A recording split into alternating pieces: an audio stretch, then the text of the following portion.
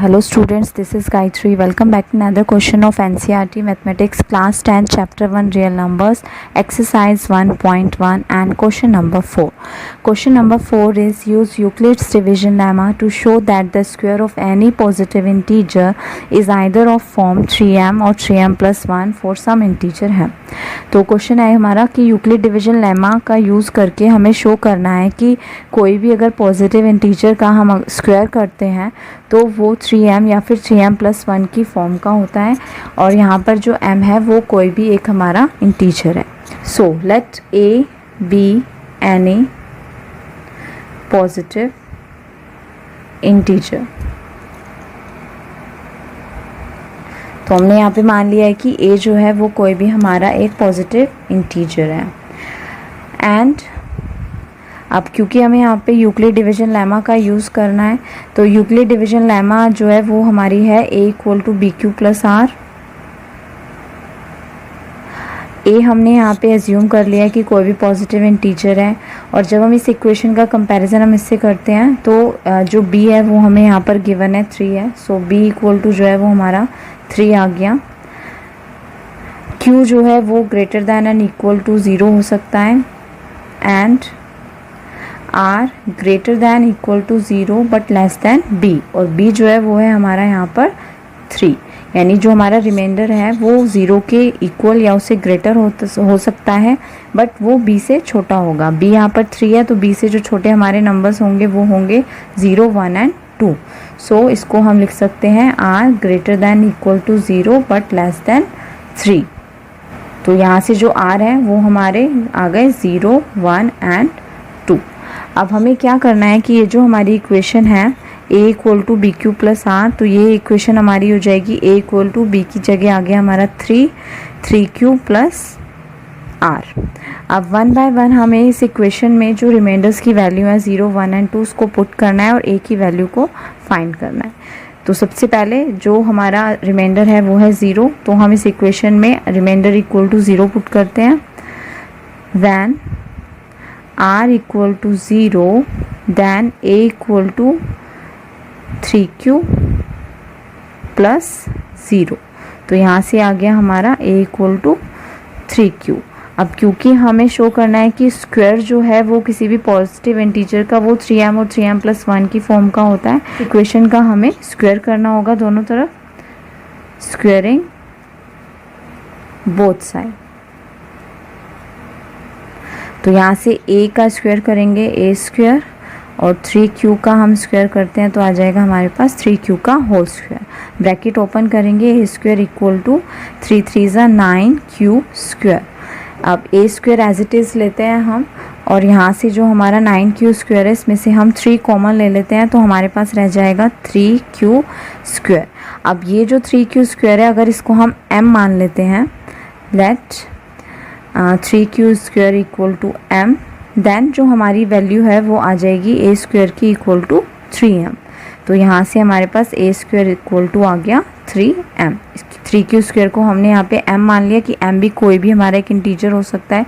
Question में हमें दिया हुआ है कि m जो है वो कोई भी एक इंटीजर है हमारा, तो 3q स्क्वायर भी कोई इंटीजर होगा तो हमने उसकी जगह पर हमने क्या लिख लिया है, m मान लिया है. तो यहाँ से 3 एज इट इज़ और 3q स्क्वायर की जगह m आ गया तो a स्क्वायर इक्वल टू आ गया हमारे 3m. इसी तरह से हमें रिमाइंडर्स जो है हम 1 और 2 भी रखते हैं. तो वैन r इक्वल टू 1 तब a की वैल्यू क्या होगी, a equal to 3q plus 1. अब अगेन हम इसका स्क्वायरिंग करेंगे, squaring both side.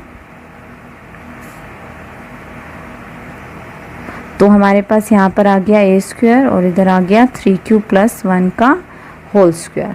Bracket open करते हैं, a square x plus y का होल स्क्वायर इक्वल टू होता है x square plus y square plus 2xy.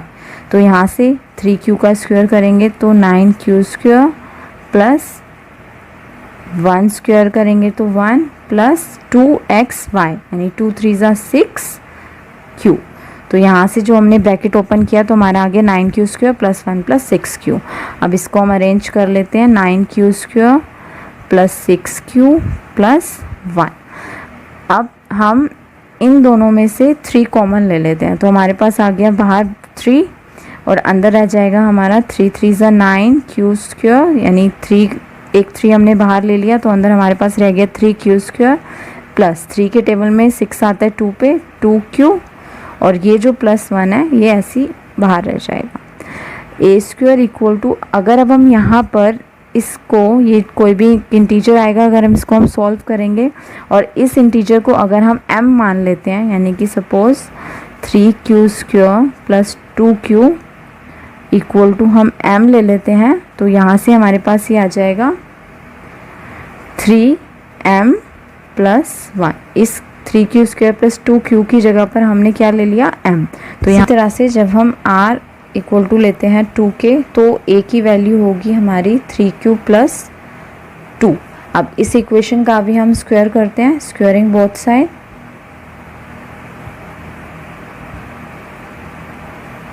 तो हमारे पास आ जाएगा a square and 3q plus 2 का होल स्क्वायर। अब इसमें भी हम फॉर्मूला यूज़ करते हैं x प्लस वाई का होल स्क्वायर का, तो यहाँ से आ जाएगा हमारा 9q स्क्वायर, 3 3 ज़ा 9q स्क्वायर प्लस 2 2 ज़ा 4 वाई स्क्वायर आ गया हमारा 4 प्लस 2xy, यानी 2 2 ज़ा 4 3 ज़ा 12q।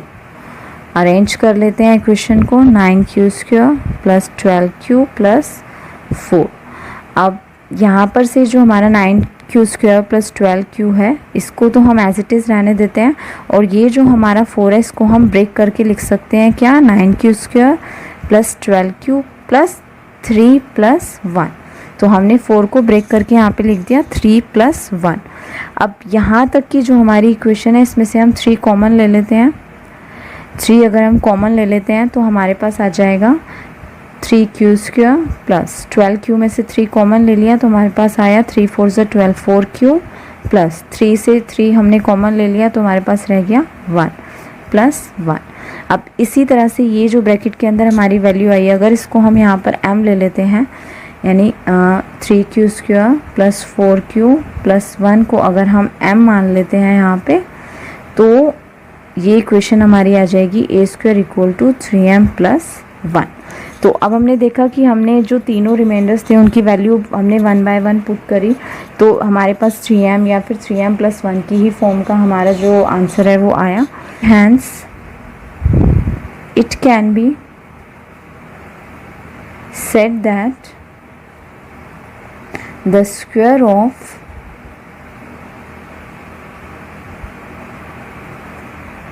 any positive integer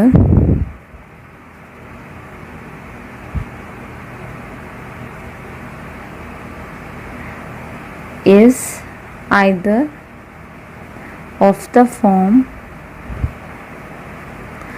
3m or 3m plus 1।